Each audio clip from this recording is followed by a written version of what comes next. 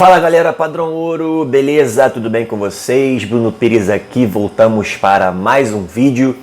E o nosso vídeo de hoje, cara, vai falar sobre um assunto bem chato, um assunto bem tenso, que foi a primeira vez que eu passei por isso ontem, né? Sábado. Vamos falar aqui sobre como dar notícias ruins para os familiares do paciente. E na verdade seria, nesse meu caso, né, a pior notícia possível.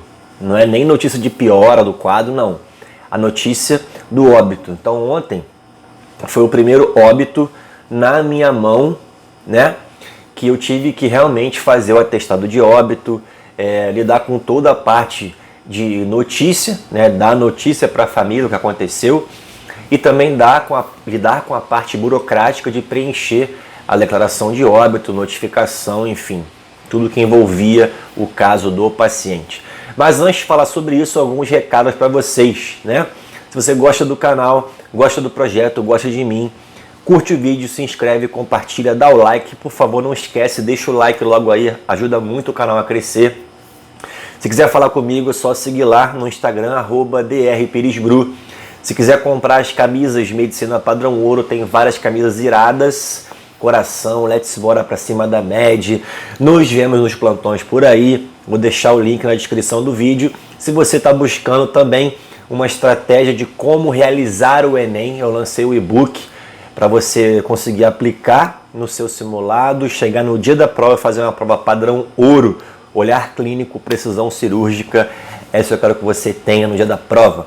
Então, chegando de enrolação, let's bora pro vídeo chama que vem. Para começar, a situação foi uma situação um pouco chata, no sentido de que tem muitos médicos que arrastam o paciente e passam o paciente para você quadrado. Como é que é isso, cara? É uma linguagem que a gente usa, né?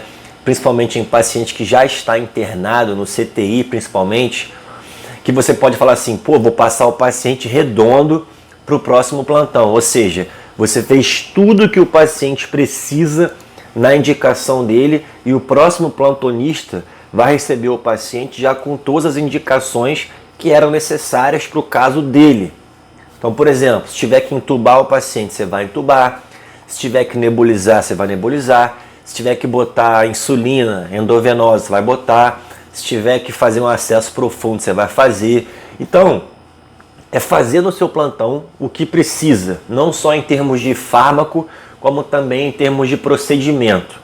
No CTI, a grosso modo, é entubar, acesso profundo, pressão arterial média, colocar o catéter para medir a pressão dentro da artéria, radial, femoral, enfim. São procedimentos também que podem estar envolvidos na conduta. Então isso é entregar para o próximo plantonista um paciente redondo, golaço. Mas às vezes, cara, eu tô percebendo isso, que os médicos, é aquela velha história que eu já falei com vocês aqui, quem é antigo no canal sabe, que eu fiz aqui o vídeo sobre os medíocres na medicina. É aquela velha história de ficar fazendo corpo mole, não apenas no sentido de não querer trabalhar, não é só isso, de enrolar para trabalhar, mas também no sentido de não fazer o que é preciso ser feito para o paciente na hora certa, na hora que é indicado. Então tem muitos profissionais, médicos por exemplo, que tem um paciente internado, tem que fazer profunda, acesso profundo, tem que fazer intubação e não fazem, fica arrastando o paciente com acesso venoso periférico, arrastando o paciente com suplementação com oxigênio por máscara ou por catéter, e aí o paciente pode piorar. E se ele tem indicação para intubação, fatalmente ele vai piorar. Por que eu estou falando isso? O que isso tem a ver com o nosso vídeo aqui? Porque eu, nesse caso, né, da notificação para os familiares do óbito, recebi um paciente assim, quadrado. Não sei se é porque o profissional que estava antes de mim estava com preguiça de fazer os procedimentos necessários. Provavelmente sim, né? Ou então porque não sabia fazer, mas eu não acho que não sabia fazer porque era um profissional que tinha muitos anos de CTI. Então é difícil não saber fazer esse tipo de coisa. Mas enfim, é um paciente que estava com uma suspeita de leptospirose, com uma complicação da leptospirose, que é a síndrome de Weil, que cursa com leucocitose, leucócitos muito elevados, plaquetopenia, redução das plaquetas, hemorragia pulmonar e falência renal, lesão renal aguda, né? E assim estava o paciente com toda a clínica sugestiva de leptospirose, tinha um histórico epidemiológico sugestivo de leptospirose, paciente que foi exposto à lama das enchentes do Rio de Janeiro que tiveram, paciente que teve contato com rato, estava com febre alta, dor muscular intensa, dor em panturrilha, estava evoluindo para lesão renal aguda, estava com lesão pulmonar, né? E estava também ictérico. Então o paciente tinha todas as clínicas sugestivas de leptospirose e da complicação da síndrome de Weill, com 30 mil de plaquetas, plaqueta muito baixa. E aí o que acontece, gente? Esse paciente com lesão pulmonar, ele tinha já a indicação de uma intubação orotraqueal. O paciente estava evoluindo com uma falta de ar progressiva, aumentando cada vez mais, com uma taquipneia, respirando mais rápido cada vez mais. Só a suplementação com O2 em máscara não estava dando conta.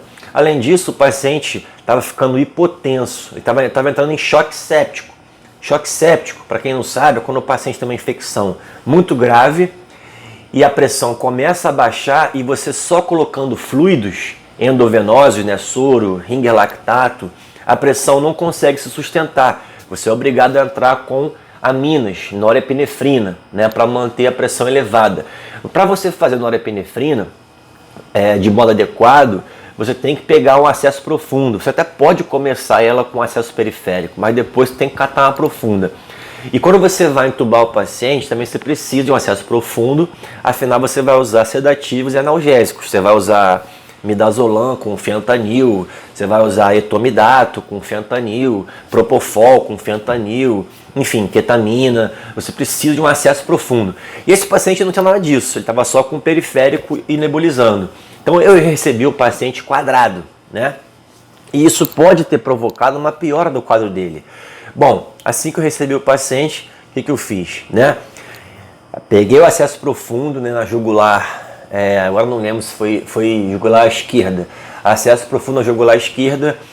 Depois intubamos o paciente, intubação orotraqueal, foi uma intubação difícil, ele tinha a laringe, né, muito superior, então quando você passava o laringoscópio, não estava muito claro, eu não conseguia ver muito bem as pregas vocais. Ele tinha até uma abertura bucal oral boa, mas eu não conseguia ver muito bem ali as pregas vocais. Então, tivemos que passar o tubo ali, passei o tubo meio que às cegas na posição anatômica, com a referência anatômica, mas foi, né? Fizemos a ausculta, fiz o raio-x, estava lá o tubo na traqueia certinho. Beleza. Depois disso, botei o catéter da pressão arterial média na femoral direita dele, porque não conseguia ter pulso na radial, então não conseguia botar na radial o catéter. Botei o catéter na femoral direita, artéria femoral, aí artéria mesmo, tá? Isso aí, para quem não sabe, é para você medir a pressão continuamente. Não precisa esperar o manguito inflar e desinflar, para você medir a pressão continuamente e ter um valor mais fidedigno da pressão real. Você bota um catéter dentro da artéria para ver o pulso, pressão sistólica e diastólica. Beleza. E aí o paciente não estava aguentando, estava com a pressão caindo muito, fazendo para ele 25 de norepinefrina, a pressão caindo pra caramba e tal. Eu falei, caraca, paciente grave, instável.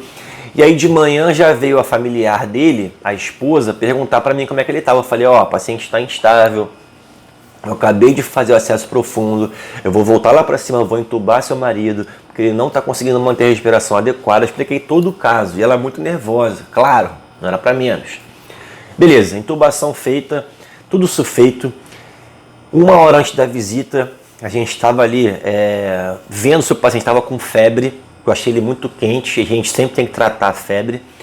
O paciente no monitor cardíaco começou a fazer um traçado de taquicardia ventricular sustentada.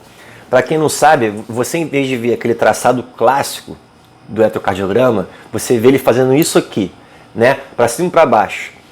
Fica organizado para cima e para baixo, do mesmo tamanho.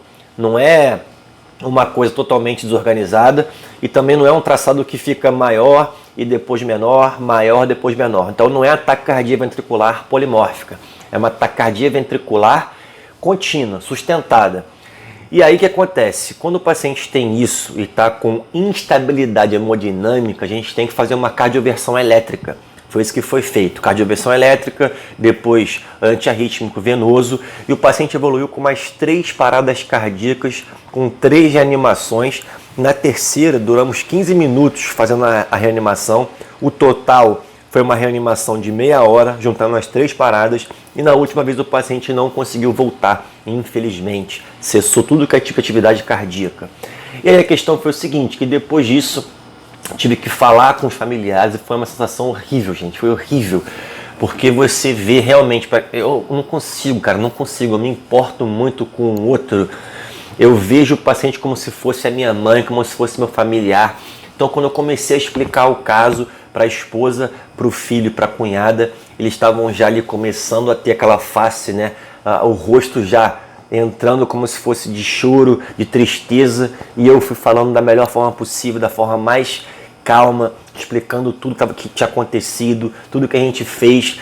E aí a esposa começou a ficar desesperada, ela tinha já infartado, aí eu avisei a emergência para ela ficar ligado, que ela podia ter algum sintoma, algum sinal de infarto, dor no peito, para a gente agir logo se fosse possível. Já tinha preparado um calmante para ela, então deixei tudo preparado para poder dar notícia. E aí foi interessante, assim, interessante a situação em si, né? O profissional fisioterapeuta ficou do meu lado, assim, ouvindo como eu estava falando. Depois ele veio falar comigo, poxa, muito tenso, né? A situação de vocês tem que dar notícia. Eu falei, cara, é tenso, eu não consigo me acostumar nunca com isso. Acho que eu nunca vou me acostumar. Então foi uma sensação horrível, cara. Não desejo para ninguém, caso você tenha empatia e seja muito sensível como eu. E eu acho que o médico tem que ser sensível porque assim você consegue se importar mais com o outro, você vai ter mais cuidado, tanto no cuidar do paciente como no de informar uma possível piora ou um óbito, né, para um familiar, para um responsável legal. Então eu nunca tinha passado por essa situação, foi a primeira vez, espero que eu não passe muito isso, eu sei que fatalmente vai acontecer, mas foi uma coisa que eu senti bastante, fiquei pensando nisso hoje. Gravei o vídeo aqui, vou continuar pensando essa semana sobre isso.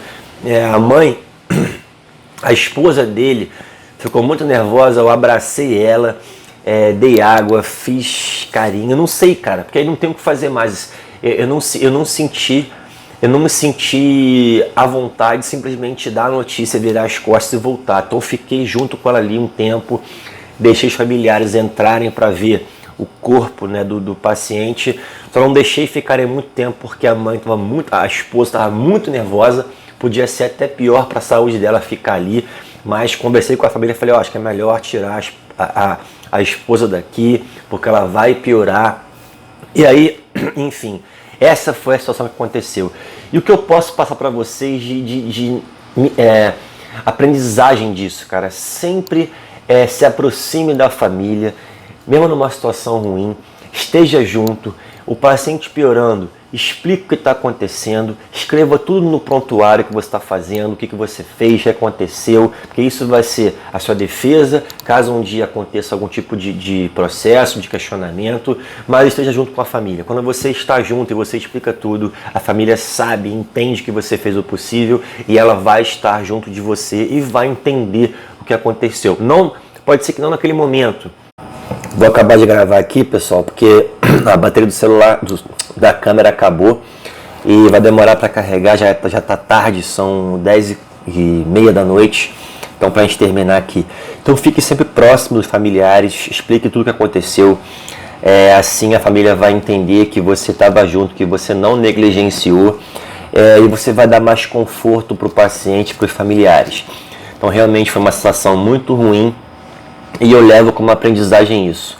Mesmo que esteja uma situação piorando e ruim, fique junto dos familiares, fique junto deles, porque isso vai dar mais conforto, vai ser melhor. E nesse momento, um momento difícil, você vai dar o suporte que for necessário, não só para o paciente, suporte da medicina, mas também o suporte sentimental, amoroso, conforto mesmo de sensações para a família e para os seus responsáveis legais do paciente. Esteja sempre disponível para conversar, tirar dúvidas e, em última análise aqui do nosso vídeo, não fique empurrando o paciente, mano. Não fica empurrando, arrastando o paciente no teu plantão.